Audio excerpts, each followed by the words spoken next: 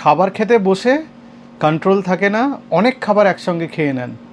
খাবার পরে গিল্টি ফিলিংয়ে ভোগেন যে অনেকটা খাবার খেয়ে নিলাম, ওজন বেড়ে যাচ্ছে।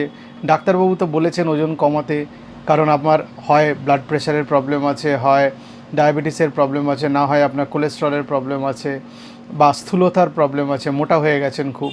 তো একটা ছোট্ট টিপ বলে দিই যে কিভাবে আপনি খাবার কন্ট্রোল করবেন। প্রথম কথা, যিনি আপনাকে খাবার দেবেন তাকে বলবেন যে আপনার খাবারটা মেপে দিতে এবং খাবার চাইলেও না দিতে, কারণ অনেক সময় খাবার খেতে খেতে আপনার সেটার উপর নিয়ন্ত্রণ থাকে না, আপনি বেশি খেয়ে ফেলেন।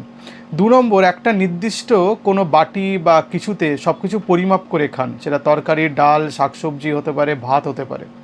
রুটি হলে কাউন্ট করে খাবেন, 2টো রুটির বেশি খাবেন না অ্যাট এ টাইম। আর খাবার শুরু করার আগে 1/2 লিটার বা 1.25 লিটার জল পান করে নেবেন, পেটটা তাতে ভরে যাবে, তাহলে খিদেটা অনেকটা কম থাকবে, কম খাবার খেতে হবে।